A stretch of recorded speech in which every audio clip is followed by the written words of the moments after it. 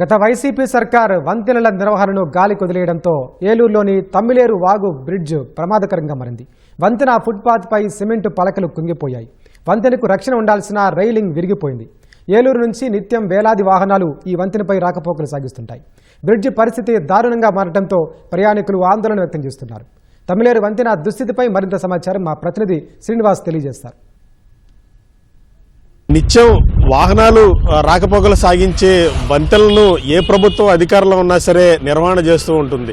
కానీ గత వైసీపీ ప్రభుత్వ నిర్లక్ష్యాన్ని ప్రస్తుతం కూటమి ప్రభుత్వం కంటిన్యూ చేస్తుండటంతో ఏలూరులోని చాలా వంతెనలు శిథిలావస్థకు చేరుకున్నాయి. మరికొన్ని అయితే రైలింగ్ ఊడిపోయి వాహనదారులను భయపెడుతున్నాయి. ప్రస్తుతం మనం దృశ్యాల్లో చూసుకుంటున్న వంతెన ఏలూరు పెద్ద రైల్వే స్టేషన్ నుంచి మార్కెట్ యార్డు అట్నుంచి ఆశ్రమంకి వెళ్లే రోడ్లో తమ్మిలేరు వాగుపై ఈ వంతెన అనేది ఉంటుంది.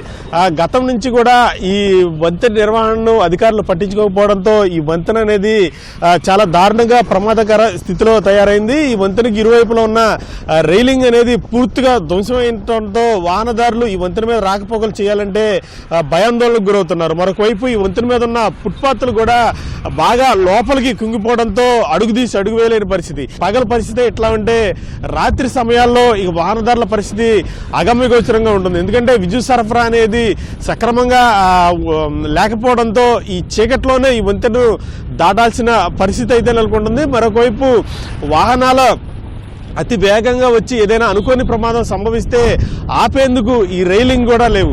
ఈ రైలింగ్ విరిగిపోవడంతో ఎప్పుడు ఏ ప్రమాదం జరుగుతుందోనని వాహనదారులు ఆందోళన వ్యక్తం చేస్తున్నారు. మరొకవైపు ఈ వంతెన నిర్వహణను పట్టించుకొని అధికారులు అందం కోసం ఈ వంతెన మీద ఫుట్పాత్ మీద ఈ పూల కుండీలు అయితే పెట్టడం జరిగింది.